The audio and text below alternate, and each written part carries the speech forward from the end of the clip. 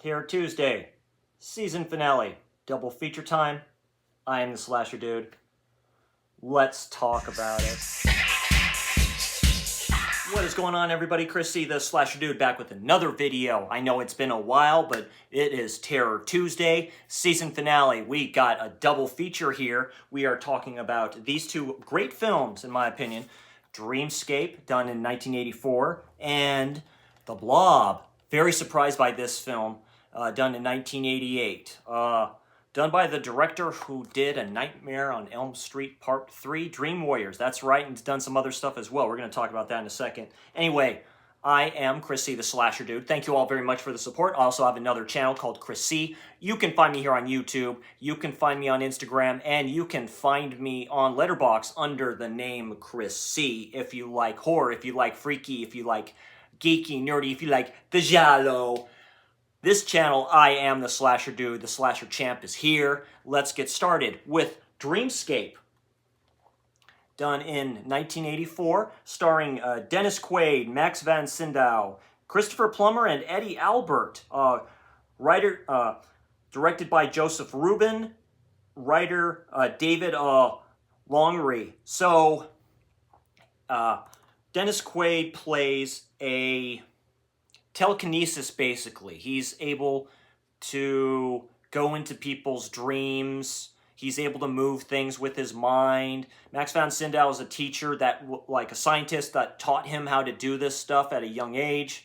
Then he goes, escapes, kind of ventures out on his own. They find him and they catch him because they want his help dealing with these nightmares that these people are having to help cure them of this. You know, these horrible nightmares that these people are all having. There's great practical effects in this, great special effects.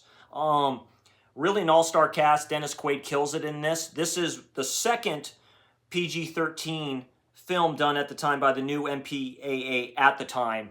Of course, the original, the first one, was Red Dawn with Patrick Swayze and that all-star cast as well.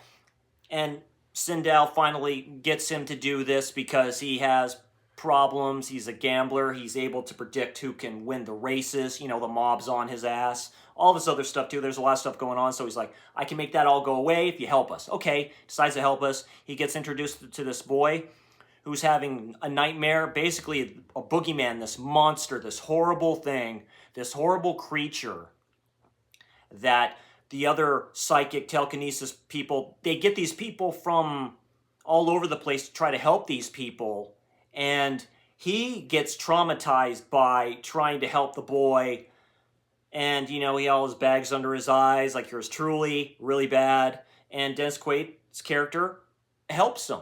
And they vanquish this snake demon that's like right up here and stuff like that. Practical effects are done very well with this too, like claymation kind of stuff in here.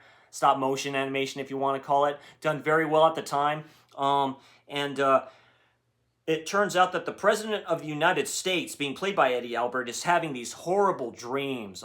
His wife dies before this film starts. You see a picture of her at the start of this, and he needs help and something like that because he's thinking of going to the United Nations, of all this stuff that might happen. And a good friend of his, played by Christopher Plummer, is like, well, calm down. Maybe we can have some people that can help you with your nightmares.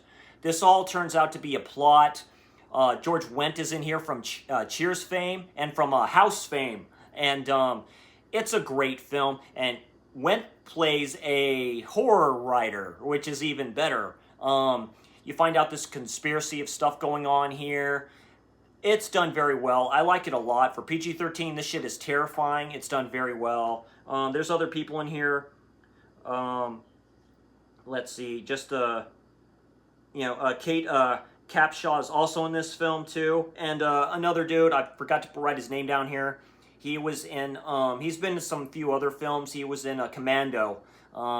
He's the one that gets killed first rather than last. You all know who I'm talking about. It's done very well. This gets a 7 out of 10. It's filmed in my neck of the woods, Stockton, California. 1320 Miller Drive, West Hollywood as well. So, classic Hollywood film done in the 80s, and this is definitely horror, and it's definitely terrifying. That's Dreamscape. This was a good release from Scream Factory. This is a collector's edition, so I'll just open this up real quick and kind of show you the original cover of it, which is this one right there. So, very cool. If you haven't seen this film,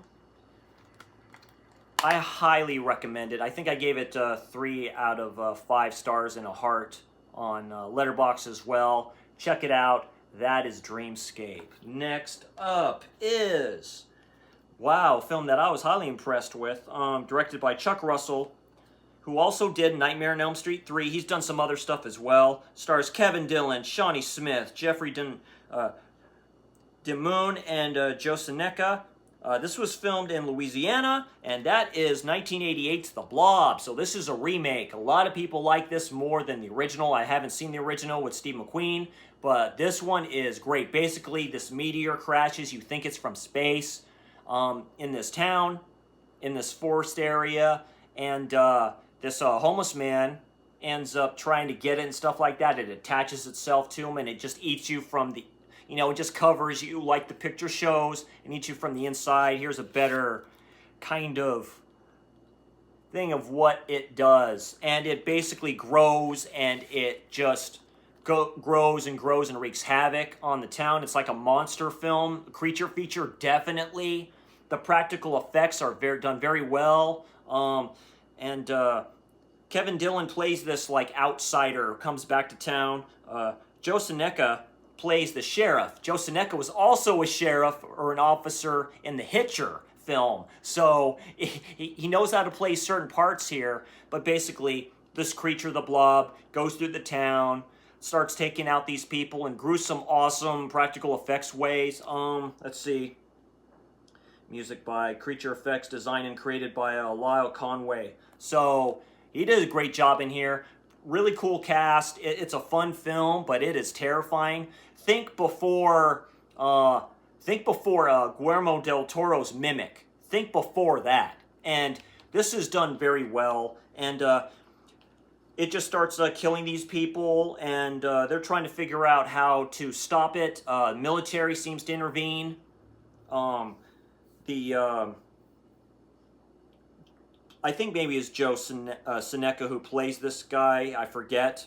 But the scientist comes in and looks like he's trying to help him. You figure out it's another conspiracy thing, that this thing, spoiler a little bit, that was created by the government a little bit as a weapon. It doesn't loosen up the fact that this is a fun, great film. I love the soundtrack. It rocks. I mean, Slasher Dude loves his awesome soundtracks to films. This is a good one. It gets a high 7 out of 10 for me as well. So we got 2 7 out of 10s here. A great way to put an end to this season of Terror Tuesday. If you haven't seen this, definitely check it out. I got this on one of Scream Factory's sale that they did. This was $20. Definitely worth it. Great transfer, 4K. Definitely suggest you find these or find a place where they're streaming. Pick these both up. Awesome films. And that is it for this season finale of Terror Tuesday.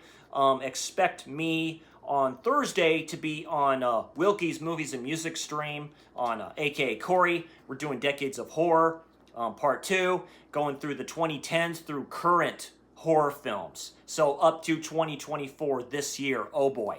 That's going to be a tough one, but the Slasher Dude got his shit back there. I'm going to go through that, pick my good personal top 5. We'll see how that works out. Should be fun. Expect what I watched in July coming up soon. Expect future content on my other channel as well. And expect a Fulci Friday when I do Enigma.